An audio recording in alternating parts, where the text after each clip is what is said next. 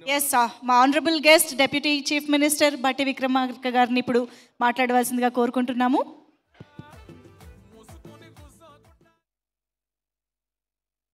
మిత్రులు కోన వెంకట్ గారికి, అలాగే పెద్దలు విజయేంద్ర ప్రసాద్ గారికి, మరో కథానాయకుడు టిల్లు గారికి, అంజలి గారికి, సోదరులు శ్రీనివాస్ రెడ్డి గారికి, ఇంకా ఈ సినిమాలో నటించినటువంటి నటీమణులందరికీ, నటులందరికీ, వేదిక మీద ఉన్నటువంటి ఇతర స్నేహితులందరికీ, ముందున్నటువంటి ప్రముఖ గాయని సునీత గారికి, ఇతర మిత్రులందరికీ కూడా నా హృదయపూర్వకమైనటువంటి నమస్కారాలు. క్రోధినామ సంవత్సర ఉగాది శుభాకాంక్షలు కూడా మీ అందరికీ.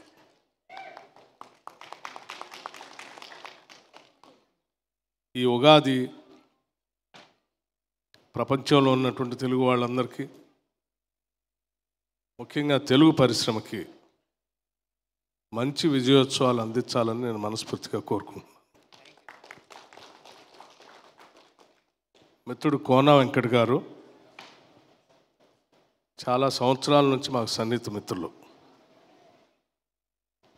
వారి కుటుంబానికి మాకు అవినాభావ సంబంధం అనేక దశాబ్దాలుగా,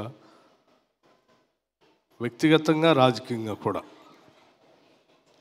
కోన ప్రభాకర్ రావు గారు పెద్దలు, ఆ రోజుల్లో హోంశాఖ మార్చులుగా, గవర్నర్గా, కాంగ్రెస్ పార్టీలో అత్యంత ప్రముఖమైనటువంటి పాత్ర పోషించినటువంటి పెద్దలు, ఆ కుటుంబానికి సంబంధించిన కోన వెంకట్ గారు ఈ సినిమా ప్రీ రిలీజ్ సందర్భంగా తప్పనిసరిగా రావాలి మిత్రమా అని అడిగితే, సరే ఉగాది నా శాసనసభ నియోజకవర్గంలో ఉండటం అనేది ఆనవాయితీగా ఉన్నటువంటి కార్యక్రమం. నాకు కేవలం మిత్రుడి మీద ప్రేమతోనే అక్కడి నుంచి బయలుదేరి 5 గంటలు ప్రయాణం చేసి ఈ కార్యక్రమానికి వచ్చాను.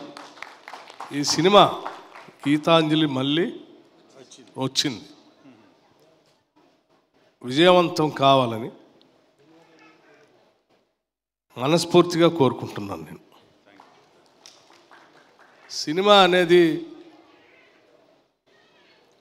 సామాన్యులకి, పేద మధ్యతరగతి కుటుంబాల వాళ్ళకి అందుబాటులో ఉన్నటువంటి ఒక మీడియా, వినోద మరో ప్రపంచంలో తెలిసిపోయేటువంటి మీడియా. ఇది కాల్పనిక ఊహకి అందకుండా ప్రేక్షకులను మరో ప్రపంచంలో తీసుకుని వెళ్ళి వాళ్ళకి అందుబాటులో లేనటువంటి అన్నిటిని కూడా కళ్ళ ముందు చూపిస్తూ తక్కువ ఖర్చుతో ఎక్కువ ఆనందాన్ని పంచివ్వగలిగినటువంటి, కోట్లాది మందికి పంచివ్వగలిగినటువంటి మాధ్యమం సినిమా ప్రపంచం.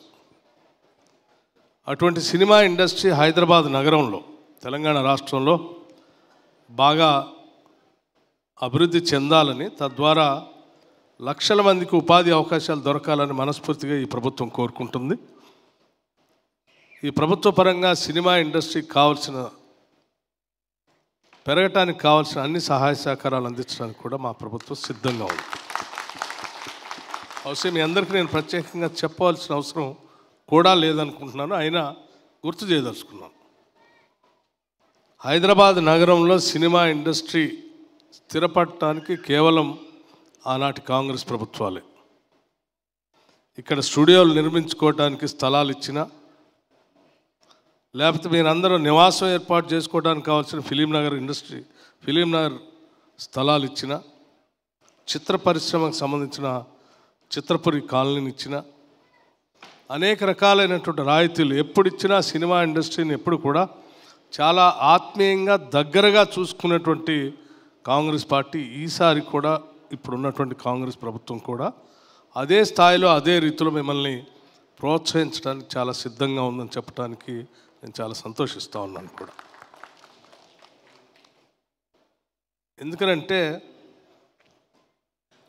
చాలామంది సామాన్యులకి వినోదం పంచడమే కాకుండా ఇక్కడ ఉన్నటువంటి మన టాలెంట్ని ప్రపంచవ్యాప్తంగా తీసుకొని పోవటానికి కూడా ఉపయోగపడేటువంటి గొప్ప పరిశ్రమ ఇది. ఈ మాధ్యమానికి బౌండరీస్ లేవు, భాష లేదు, జియోగ్రఫికల్ బౌండరీస్ అంతకంటే లేవు. మనం ఎవరికి తక్కువ కాదు అని చెప్పడానికి ఉపయోగపడేటువంటి అత్యంత అద్భుతమైనటువంటి పరిశ్రమ ఇది.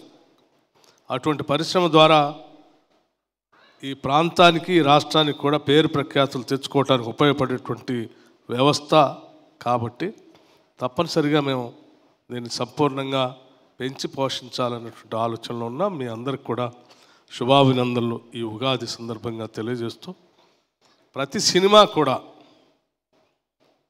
నవరసాలు ఉండేటట్టుగా ఉంటే ఇంకా చాలా బాగుంటుందని నేను అనుకుంటూ ఉన్నాను.